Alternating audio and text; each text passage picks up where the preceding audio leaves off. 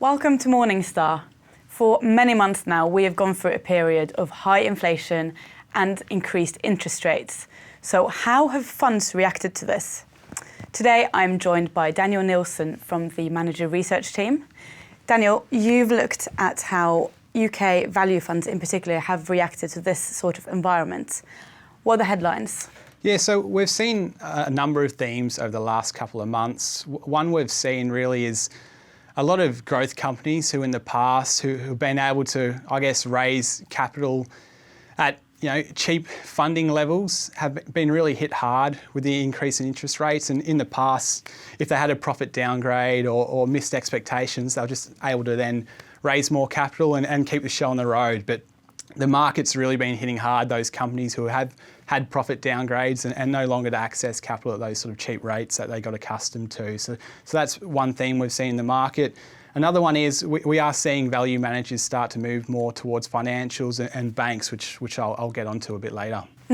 So let's start with smaller funds. How have you seen those react? Yeah, so a fund we recently met with is the Artemis UK Smaller Companies Fund. So they're a valuation conscious manager, look for, bottom up, strong balance sheets, market leaders, good cash generative businesses. So that's been one that's really come into its own across 2022 and had some really strong outperformance over the index and the peer group. So in such an environment, the fund did increase positions in companies with strong balance sheets and market leaders who really benefited from those disruptors being forced out of the market, which I mentioned earlier. They were unable to get access to cheap capital and their really strong market leader positions held up really well.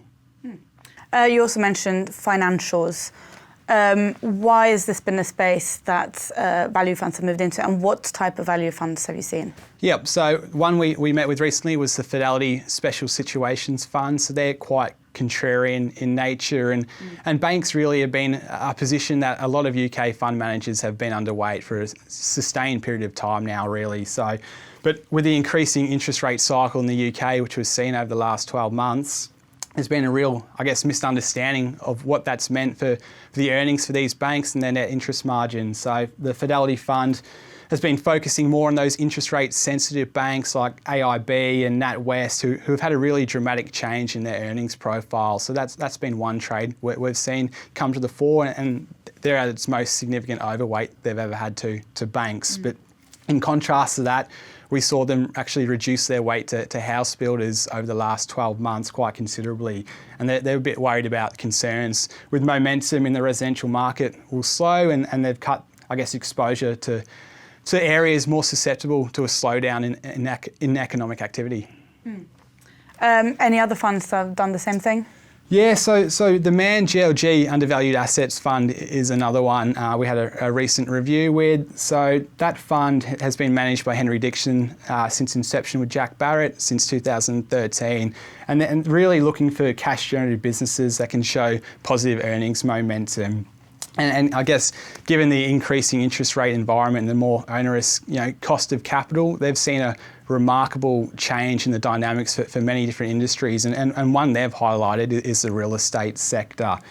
So they think that's going through one of the largest fundamental changes they've seen in the history of the sector. And really within this sector, they're looking for companies with unaggressive starting yields, low leverage, development potential. So they've still got exposure to the area, but being selective in their names. So looking at companies like Granger and British Land, for instance. Well, Daniel, thank you very much for coming here today. For Morningstar, I'm Sunniva Kolostiak.